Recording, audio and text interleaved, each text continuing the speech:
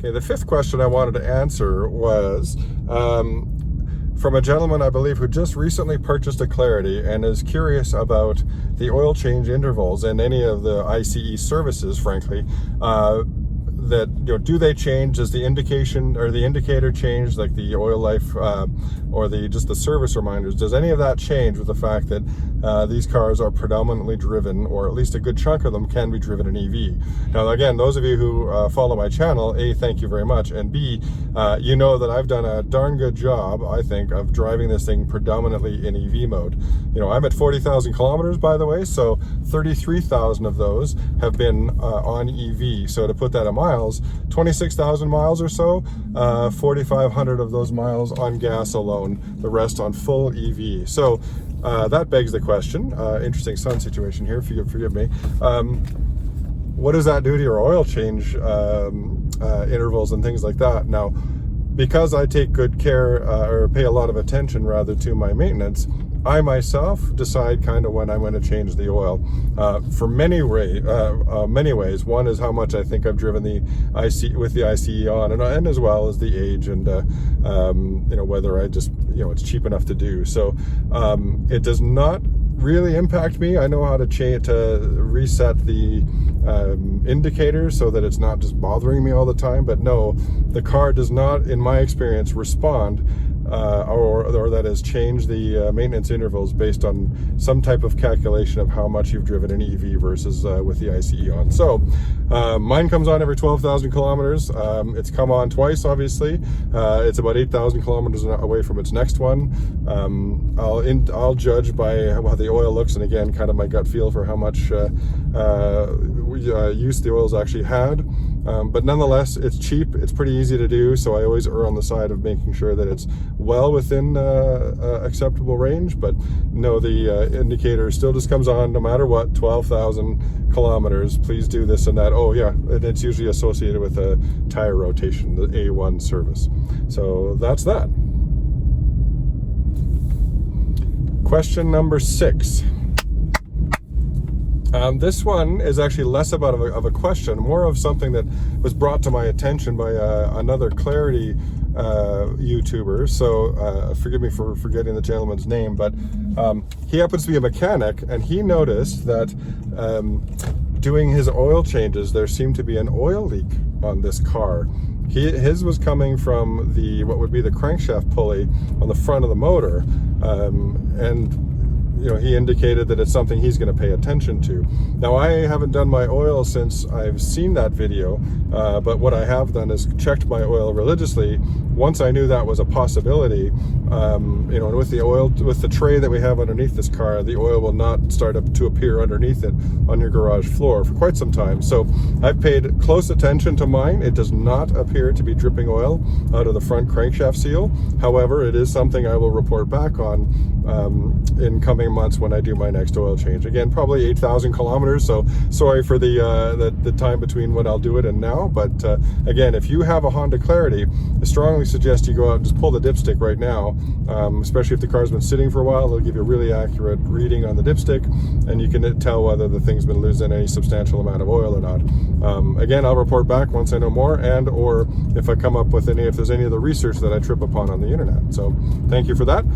Again, that's the only thing that's of real concern right now that could obviously lead to some type of failure. So let's move on. Another question that was given to me in the comments of my last video is what is the maximum charger that you could, or charging cable situation you can buy to maximize or rather minimize the amount of time it takes to charge this car. Now again, long-term Clarity owners, even the Tesla owners and things like that, will know that the charger is actually on the car and has a maximum amount of juice it can suck in. I believe that's roughly 28 to 29 amps. Now there's a good reason behind that, I'm sure, but what that means is if you have a 32 amp cable for your level 2 charger, will it go any faster if you go to a 40 amp cable? And of course the answer there is no, because the car can only absorb or intake so much electricity at a time, and that's just the nature of it. You know, if the next question has to do with our good friends Tesla and whether or not we can use their supercharging network to charge our car. Sadly, the answer to that is a hard no, not only because the J1772 plug we have will not, is not a, well, the receptacle for that, the NEMA, whatever it is not set up to receive that. So A, you can't plug the darn things in, even with an adapter, or rather, and even with an adapter you shouldn't, because I understand, and I heard this right from a Tesla employee, that in the supercharging scenarios, i.e. not a level 2 in a Tesla, it actually circumvents and bypasses the onboard charging mechanism altogether and just feeds the juice straight into the batteries, and it's DC, by the way, so it's the it's massively fast, generates a lot of heat, and if a Tesla has a 65 or a 60, a 75, an 85, 100 kilowatt hour batteries, we have 17. So if it can charge that car half the way up in 20 minutes, it would blow the batteries in this thing to pieces, I'm sure. So, but regrettably, there are there are far more malls where I live and situations that have Tesla supercharging, but do not have level 2 charging for our cars. So great if you have a Tesla, but certainly not so good for folks like myself with one of these that takes the J1772 plug. So just to reiterate that one more time, no, you cannot charge this car with the Tesla supercharging network, even with an adapter, because again, it's just not compatible with the onboard charging mechanism of this box, or this car rather. So that's that question. The last point I want to make in this video, which didn't come from a question, but rather my own experience with this car as of yesterday. So hear me out. As those of you who are long-term subscribers of my channel and have seen all my videos, again, thank you for all of that. You'll know, as I've been blatantly honest about, this car is bulletproof, reliable, dead cheap to run, dead simple, love it to pieces, and it's been absolutely problem-free. However, and it is no fault of the cars, but I wanted to bring this to your attention because learn from my mistakes. So yesterday, when I was getting my fancy haircut, I had one of my daughters with me, and she wanted to sit in the car and listen to music instead of come in with me. So I ended up being longer than I thought, and I had the car left on accessory mode, which means it runs on the 12-volt battery and not on the traction batteries. So guess what happened? I came out too late, and it was cold. It's cold here.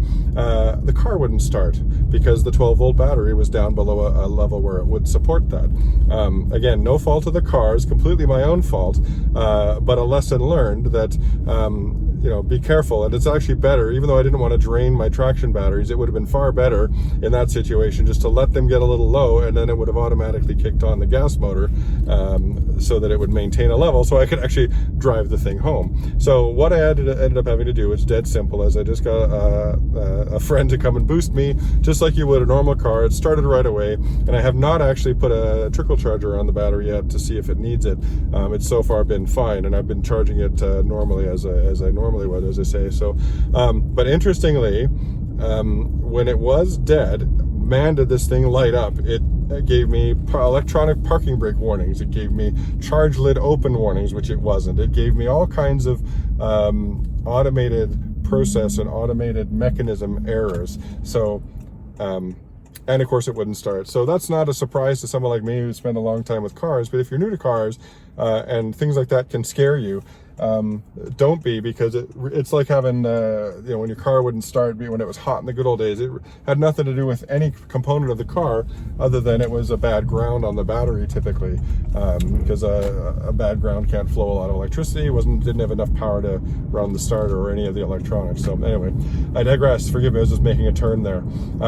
So again, if you get a whole whack of weird errors on your dash and the car won't start, and it's pretty obvious, even though a lot of the lights were typically about the same brightness, the thing was just acting strange, and it was only because I was dumb enough to drain the 12-volt battery. So a lesson learned there, like I say, even if you're sitting in it, just let your daughter be warm. First of all, she complained that it was cold because it took too long, unfortunately, and I drained the 12-volt battery and I couldn't get my own punk ass home. So anyway, learn from my mistakes, folks. That's why I do these great videos. And if you've made it this far through all of these questions, please A, feel free to send me all the ones you have.